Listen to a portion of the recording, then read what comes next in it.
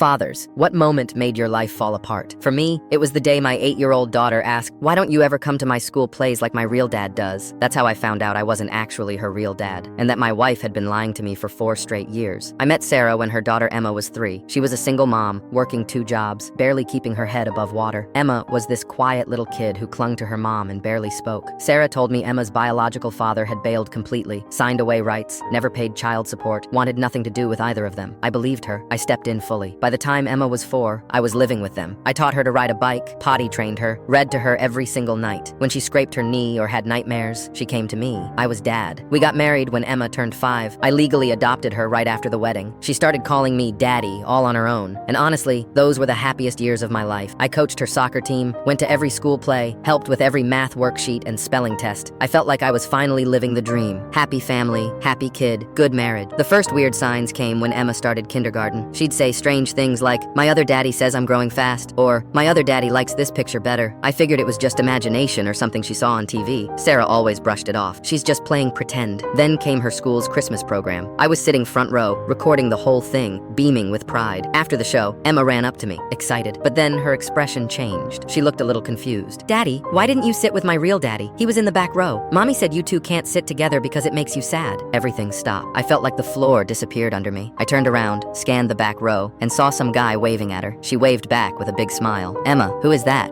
I asked, trying to sound calm. "That's my real daddy," she said cheerfully. "He comes to all my school stuff. Mommy says you're just my stepdaddy who helps pay for our house, but he's the actual daddy who made me." I confronted Sarah that night. She broke down immediately, told me everything. His name was Marcus. He never signed away his rights. He'd been paying child support the whole time. He'd even been seeing Emma regularly, at school, in parks, little secret visits. Sarah said she hid it all because she was scared I wouldn't want to be with her if I knew the truth. She said Emma needed someone steady at home, and I was that person. I filed for divorce immediately. The betrayal was too much. I wasn't just hurt, I was completely gutted. I'd poured everything into this family, and now it turned out I'd been living a lie. And then came the custody war. Since I'd legally adopted Emma, I had full parental rights, but Marcus wasn't backing down. He wanted primary custody, and claimed I was just some guy Sarah dragged into their mess. The legal battle nearly ruined me. I spent over $80,000 on lawyers over 18 months. Every hearing was a punch to the gut. In the end, the court gave Marcus and me joint custody. Sarah got standard visitation. On paper, I still had a place in Emma's life, but emotionally, it was already gone. Emma was confused, hurt, and pulled in 3 directions. Marcus made it obvious he wanted me completely out of the picture, and over time, I could feel her pulling away. The little girl who used to call me Daddy now called me Tom. She's 12 now, visits me occasionally, every other Christmas, maybe a couple weeks in the summer. She's polite, she's distant. When people ask about her parents, she talks about Mom and Dad, meaning Sarah and Marcus. I'm just her mom's ex-husband. I raised her, I loved her, and I still do, but I'll never be her real dad again.